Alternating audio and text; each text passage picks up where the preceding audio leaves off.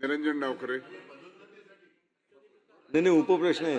सभापती महोदय, लक्षवेधी क्रमांक 1 प्रमाणे सभापती महोदय, या लक्षवेधीचं उत्तर देत असताना 31,390 वाहनांवर 2025 मध्ये कारवाई केली असं म्हटलंय.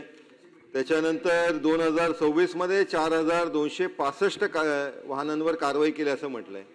साधारणपणे सभापती महोदय, जर हे कारवाईचा आकडा आपण बघितला तर हा एक सरासरी सर्व गाड्यांच्या वरती केलेली कारवाईचा विषय यांनी याच्यामध्ये मांडलेला आहे. सभापती महोदय, मी जी ही लक्षवेधी मांडलेली आहे, या लक्षवेधीचा उद्देश आणि इंटेंट थोडंसं समजून घेणं गरजेचं आहे. ही ठाणे महानगरपालिकेच्या संदर्भातली लक्षवेधी जरी असली तरी आज जर आपण बघितलं तर हा प्रश्न फक्त ठाण्याचा नाही, तर हा मुंबईचा आहे, हा कल्याण डोंबिवलीचा आहे, हा नवी मुंबईचा आहे, हा मुंबई आणि मुंबई लगत असलेल्या सगळ्या शहरांमध्ये आज एक पूर्ण ज्वलंत पद्धतीने उभा राहिलेला हा एक प्रश्न आहे.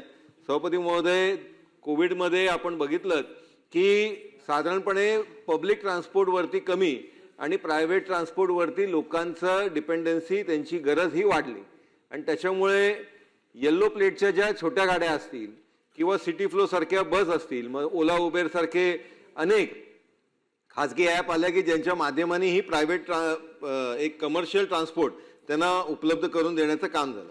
आता पुढे प्रश्न निर्माण काय झाला की गाड्यांची संख्या वाढली आणि नंतर एक रोजगारच्या निर्मितीच्या माध्यमाने एक रोजगार उपलब्ध होतो म्हणून माणसांनी किंवा तो जो गरीब व्यक्ती आहे त्यांनी लोनवरती गाडी घेतली, त्या ओला उबेरवाल्यांबरोबर लावून टाकली.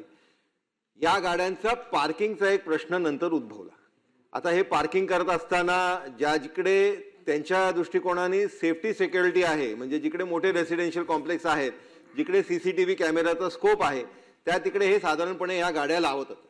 आणि हे गाड्या लावत असताना याचा जो त्रास होता हा त्या सोसायटीच्या लोकांना व्हायला लागला. सभापती महोदय, हा एक सामाजिक प्रश्न उभा राहिलेला आहे आणि हा फक्त आपण एक व्यवस्थाच्या दृष्टिकोनाने बघणं गरजेचं नाही, तर आपल्याला समाजामधल्या या दोन्ही वर्गांना न्याय देण्याच्या दृष्टिकोनाने या प्रश्नाकडे बघणं अतिशय गरजेचं आहे. या प्रश्नाचं उत्तर देत असताना आपण याच्यामध्ये असंही म्हटलंय की आम्ही 2 ठिकाणी जो DP प्लॅन आहे त्याच्यामध्ये ट्रक टर्मिनस हे आयडेंटिफाय केले. आता ते ट्रक टर्मिनस कुठे आहेत याच्या संदर्भातलं मी त्या तिकडचा लोकप्रतिनिधी असतानाही मला माहीत नाही, त्याच्यामुळे याच्या संदर्भातलं कुठल्याही लोकप्रतिनिधींना विश्वासात घेतलं का हा एक प्रश्न उभा राहतो.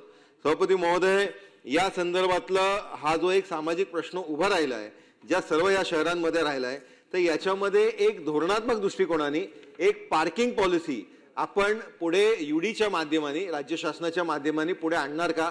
आणि ही पार्किंग पॉलिसी ड्राफ्ट करत असताना हे जे महत्त्वाचे शहर MMRDA मधले आहेत, या शहरांचे जे लोकप्रतिनिधी आहेत त्यांना विश्वासात घेणार का? प्रभाग समितीच्या अनुसार, कारण काय होतं की बरेचदा आहे ना, आता उदाहरणार्थ त्यांनी ट्रक टर्मिनसचं आपल्याला पार्किंग लॉट दिलंय, पण त्या ट्रक टर्मिनसमधनं बाहेरचेच ट्रक भरपूर येणार आहेत. आज जर ठाण्याचंच उदाहरण आपण घेतलं तर समृद्धीवरनं येणारे जे ट्रक्स आहेत ते आज रात्री इकडे लागले, दुसरे ते कुठल्या तरी शहरात, जिल्ह्यात किंवा कुठल्या राज्यात असतील, मग त्याच्यामध्ये तो त्या गाडीचा जर डॅमेज करून गेला असेल तर त्याला जबाबदार कोण? आणि त्याच्यामुळे या ज्या गाड्या आहेत यांच्यासाठी आपल्याला एक स्वतंत्र यंत्रणा, स्वतंत्र पार्किंग लॉट उपलब्ध केला पाहिजे. आज तारखेला ठाण्यामध्ये स्टेशन लगत आपण छोट्या छोट्या पार्किंग लॉट उपलब्ध केलेत, हे उत्तरामध्ये दिले, पण हे पुरेशा नाही आहेत.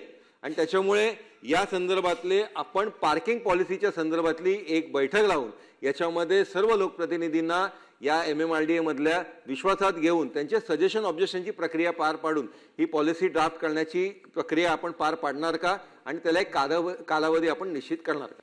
सन्माननीय सभापती महोदय, ठाणे शहरातील पार्किंगच्या संदर्भामध्ये सन्माननीय डावखरे साहेबांनी या ठिकाणी प्रश्न उपस्थित केलेला आहे. आणि सुरुवातीलाच मी सांगतो की जो पार्किंगचा आराखडा तयार केला आहे त्याच्यामध्ये जर लोकप्रतिनिधींना विश्वासात घेतलं नसेल तर ते विश्वासात घेण्याच्या सूचना देखील महानगरपालिकेला दिल्या जातील.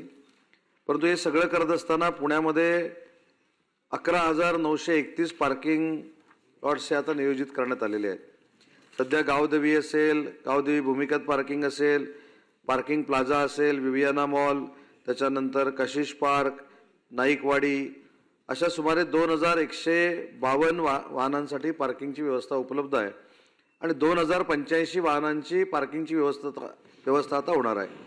सन्मान्य सदस्यांनी ठाणे विकास आराखड्याच्या संदर्भामध्ये ट्रक टर्मिनलचा जो विषय या ठिकाणी सांगितला, त्याच्यामध्ये 7.71 हेक्टरवर 2 ट्रक टर्मिनल होणार आहेत आणि 55 ठिकाणी पार्किंगचं आरक्षण मंजुरीसाठी सप्टेंबर 2025ला हा प्रस्ताव शासनाकडे आलेला आहे. त्याला देखील लवकरात लवकर आम्ही मंजुरी देऊ. आणि सगळ्यात महत्त्वाचा मुद्दा त्यांनी सांगितलं की MMR रिजनमध्ये जेवढी मोठी शहरं आहेत त्यांचं पार्किंग नियोजन असावं, यासाठी पार्किंग पॉलिसी केली पाहिजे. तर नगरविकास खात्याचे अतिरिक्त मुख्य सचिव यांच्या अध्यक्षतेखाली एक समिती स्थापन केली जाईल. विधानसभेतले MMR रिजनशी संबंधित विधानसभेचे सदस्य, विधान परिषदेचे सदस्य आणि त्याच्यात पहिला क्रमांक निरंजन डावकर यांचा असेल अशी समिती स्थापन करून त्यांच्या समितीनं 90 दिवसात हा अहवाल शासनाकडे आणावा. पार्किंगच्या दृष्टीनं नागरिकांना सोयीसुविधा उपलब्ध व्हाव्यात यासाठी धोरणात्मक निर्णय घेतला जाईल.